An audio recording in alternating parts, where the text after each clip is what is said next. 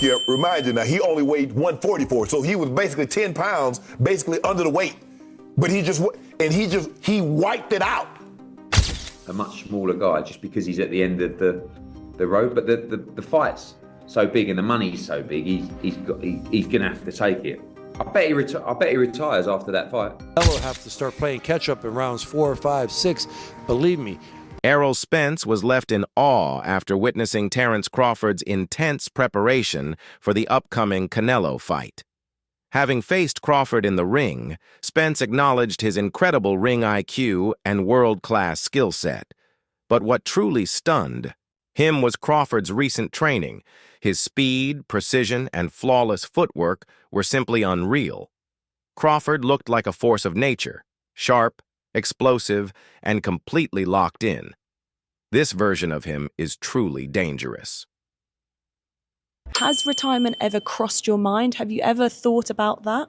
I always say like 37 is good time to go. It's not because I can't be in the boxing anymore, but you know, sometimes you need to do something else. So I'm being in October I turned 20 years as a professional fighter. So it's meant a long time. A lot of fighting style methodically breaks down his opponents before unleashing punishing combinations. Former world champion Chris Algieri added insight by comparing the two fighters.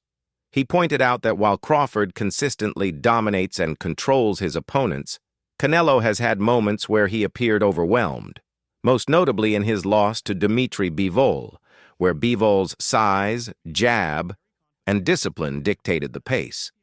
Algieri's analysis supports the view that Crawford's style, built on control, adaptability, and technical mastery, could pose serious problems. Based on how Canelo performed against Skull Eddie? A little bit, yeah. Yeah? Oh, wow. It wasn't just the fact that he couldn't cut the ring off. I just feel like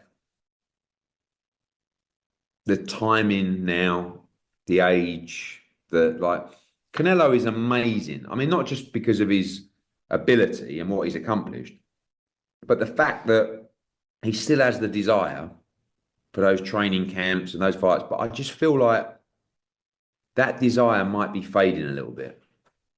Not because of his love, but just because of age and life. Do you know what I mean? And don't get me wrong, like the Crawford fight will definitely get him up for it. But I was actually watching that fight thinking I wouldn't be surprised if he retired and actually didn't fight Crawford, because I don't think he'll want to lose to Crawford, a much smaller guy, just because he's at the end of the road. But the fight's so big and the money's so big, he's going to have to take it. I bet he retires after that fight. Commentator Max Kellerman offered a balanced take, noting that both men bring unique advantages. However, when looking at recent performances, Kellerman leaned slightly toward Crawford. He praised Crawford's impeccable timing, switch-hitting ability, and rising knockout power, while also pointing out that Canelo, though still a top-tier fighter, has shown signs of slowing down, particularly in movement and aggression. Still, Kellerman acknowledged Canelo's clear size advantage, especially in close exchanges. But when weighing the full spectrum of tools, speed, precision, defense, and adaptability, he considered Crawford the more complete and currently sharper fighter. On one side, Terence Crawford is stepping into uncharted territory by moving up in weight.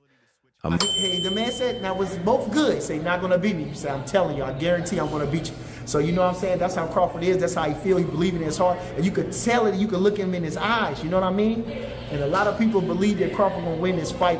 And a lot of Mexican people. Yeah, they supporting him. They supporting him. A lot of Mexican people, you know. So they got their formula why Crawford going to beat him. But it's a tremendous fight. I think Canelo, like I say, is a living legend. You know, everything that he do. A lot of people don't like him. A lot of Mexicans don't like him. But I love him. I think he does everything good in the ring. I think, you know, from from swag to everything. I just love Canelo. I can't take it away from him. You know, he had them little allegations and everything, and that's a damper on him. But I try not to focus on that. You know what I mean? I know he got in there with the baddest guys, the toughest guys, and he came through with flying colors. So I give him all the credit. Going up there fighting Bivol when nobody knew who Bivol really wasn't paying attention to him. That man was a 25-year-old champion, the reigning champion, title defenses under his belt, and young and good. And Canelo fought him. So, you know what I'm saying? That was a challenge. You feel me? Had the height, had the reach, had a lot of, you know what I mean? So I give Canelo none but credit. I thank him for allowing us to get this fight.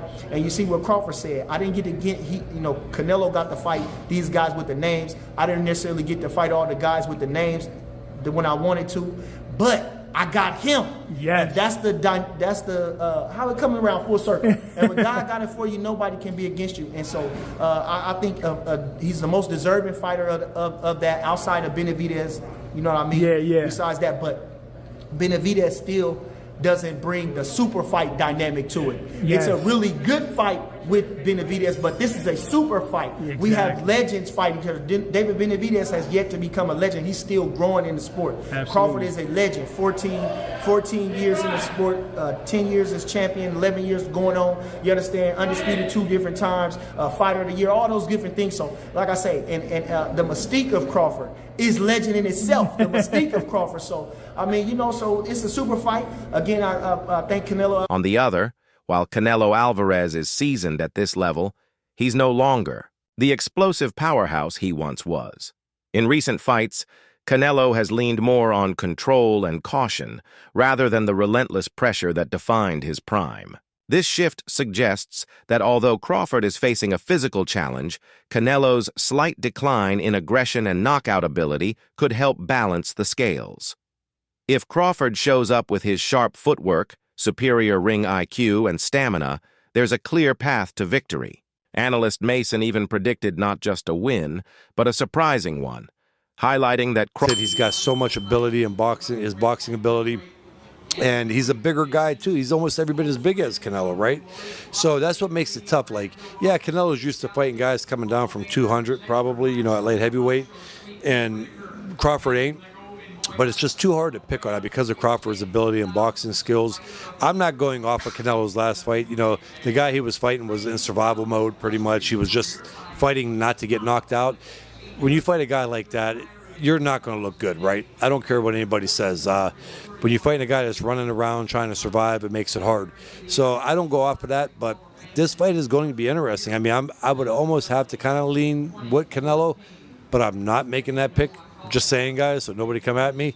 I'm going to sit back and enjoy this one, not worrying about anybody, saying, hi, you're wrong, or talking.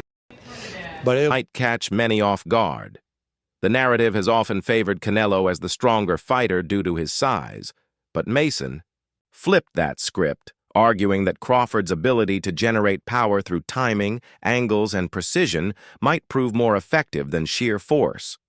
If he lands clean shots consistently, especially in the later rounds, Mason's bold prediction could very well come true.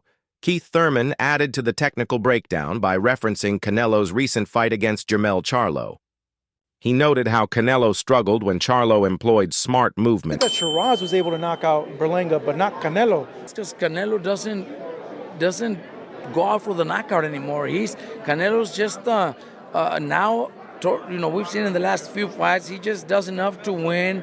He did the same again, Munguia. He dropped Munguia, but then they didn't want to finish him. Charlo, Berlanga.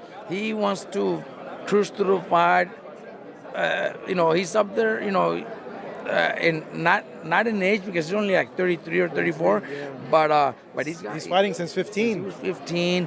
A lot of training camps, a lot of sparring matches. So all that takes a lot out of your body. So he takes care of his body too. So he doesn't go all out because he doesn't want to just finish his body. He knows he still has a few more years and a few big fights where he wants to take care of himself and not punish himself too much. That's why he hasn't been able to knock those guys out. Not because he can't. I think he just does enough to win. I think Shiraz also has great power, man. I think Shiraz has the power that being the aggressor, Canelo couldn't cut the ring off or land meaningful shots once Charlo began using his ring IQ. Thurman suggested that Crawford, being even more cerebral and strategic, could give Canelo an even tougher time, also offered high praise for Crawford, calling him an incredibly skilled and dangerous athlete. He emphasized Crawford's mentality, work ethic, and ability to rise to big occasions. According to Rogan, the Canelo fight is more than just a challenge. It's a major opportunity, both for financial gain and is going to attempt to do something that is so incredible, so magnificent, so amazing as a fighter and for his legacy, in trying to beat Canelo Alvarez, the 168-pound undisputed champion. My fear is, if he does that, if he accomplishes that, if he is able to succeed in accomplishing such a magnificent goal, people will immediately discredit Terrence Bud Crawford and his victory, calling him a... Crawford is arguably one of the greatest boxers alive today, and that this bout could be the defining moment that cements his place among the all-time greats. In his own words, Terrence Crawford outlined his mindset heading into the showdown with Canelo Alvarez. He openly acknowledged the size difference, noting that Canelo may attempt to wear him down using pressure and physicality. Yet, Crawford remained calm and confident, stating he's prepared for every scenario. His attitude reflects not just Who's going to win the fight, man, that's coming up, the biggest fight in boxing? Crawford. Huh? Crawford. I'm not hesitating, Crawford. I'm not even hesitating. Crawford. You going to stand on that all the way to September 13th? I love Canelo. Crawford will beat Canelo. Crawford will beat Canelo by decision. I can't see anybody knocking out Canelo Alvarez. But I do believe that if you can box and you can move, that you can beat Canelo. You can outpoint him. That's right. When I think about Canelo, one of the things that I don't like about Canelo, despite his greatness, and a neck as wide as Broadway for crying out loud, Right. it's like almost every shot has to be a power shot. It's a power shot, yeah. That's not beating Crawford. I will confess, I think Gervonta Davis's trainer, Cal, I think he said this. He said Crawford could find himself in trouble if he decides to engage with Canelo, because Canelo is the naturally bigger, strong fighter. And I don't care that Crawford's gotten bigger, and I don't care that Crawford's going to go in there just as big as Canelo. Canelo is accustomed to fighting at the weight, and Crawford is not. And Canelo is a genius in this regard. You don't see him show up for fights not ready. He's always ready. always prepared. He's always ready. He's always prepared. So I think he's the slower fighter, though. And I think that Crawford is brilliant as a boxer. And I think that between switching to conventional and southpaw, using his jab and movement, I think that Crawford... maturity. He's not underestimating Canelo. He respects the challenge while fully trusting his own ability to adapt. It's this rare blend of humility and self-belief that makes Crawford such a dangerous and intelligent fighter. Jai named Crawford as his pick to win, citing his proven track record. Despite moving up in weight, Crawford... Work has been going great. And, fight time, we're going to be prepared to put on a great show for you guys. Has this been in your mind? We've been talking about it forever. Did you feel like this was eventually going to be the case, that you and Canelo were going to eventually get in there? Not at all. Not at all. I didn't, think it was, a fight that he wanted. So I didn't really know. But, thanks to Turkey, Alashik, he made it possible. And, we got one of the biggest fights in the last decade, happening at Allegiant Stadium, September 13th. When you get in there, what do you expect? Everyone's going to make, a size difference, but what do you expect when you get in there with Canelo? I'm expecting Canelo to be Canelo. He's the bigger man. I expect him to, box a little bit, but I also expect him, to try to walk me down and be the bigger man. So, we expect everything in there. He can neutralize larger opponents with strategy and precision. According to Jai, this isn't unfamiliar territory for Crawford. It's just a new name and a new spotlight. He expressed full confidence that Crawford will remain composed, calculated, and clinical, as he always does.